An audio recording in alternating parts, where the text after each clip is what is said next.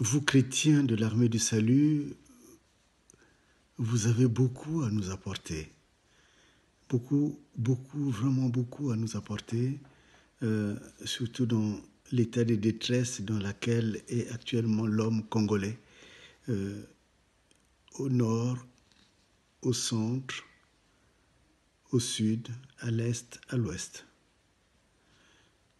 Ce n'est pas à moi de vous rappeler votre vocation propre, mais au contraire, humblement, de revenir ensemble sur votre itinéraire qui est énorme, parce qu'en 1878, l'armée du salut vit le jour à Londres, sous l'inspiration, l'action et, je dirais, la prédication du pasteur anglais William Booth. Et vous vous rappelez que c'était la période de la pleine révolution industrielle à la fin du 19e siècle, avec tout ce que l'industrie a apporté certainement de bien, mais aussi de grosses détresses parmi la population. Et dans cette détresse, dans cette misère, comme la traduction du terme miséricorde, je crois que Dieu a permis que le cœur de ce pasteur soit plongé dans la misère de la population. Et de là est sorti ce qui est devenu une œuvre belle, internationale. Et c'est un grand bonheur que le Congo puisse compter parmi les chrétiens, les salutistes. Eh bien, mes frères et mes sœurs, vous le savez sans doute très bien que le Congo est dans un état de misère et de détresse qui est sinon égal, mais je dirais plus basse que la détresse que connut Londres en 1878. La misère, la détresse est devenue le lot du Congolais. Et plus particulièrement dans la partie sud, nous ne nous cachons pas, puisque vivre déjà est devenu très, très, très,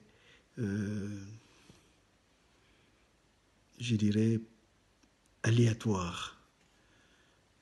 Tout le monde avait oublié les bombardements qu'il y a eu dans le sud, qu'il y a eu à Sumuna, qu'il y a eu à Kindamba et ailleurs. Et on croyait donc que tout était fini. Il y a simplement 4 jours, j'ai fait faire des photos à Sumuna et la communauté internationale a été très surprise de savoir que depuis ce bombardement, des gens à Sumuna vivent encore dans des sortes de bâches, des tentes. Et leur maison avait été détruite et rien n'a été fait à la place. Et c'est des gens qui vivent très mal. Il y a même des personnes qui ont été violées, qui ont été rendues malades et qui vivent avec. Il n'y a aucun hôpital aux environs, puisque l'hôpital de Taba qui existait n'existe plus. Et je sais que, au moins auprès de vous, salutistes, une parole comme celle que je prononce aura de la valeur et du poids. Peut-être que pourrez-vous y installer une petite maison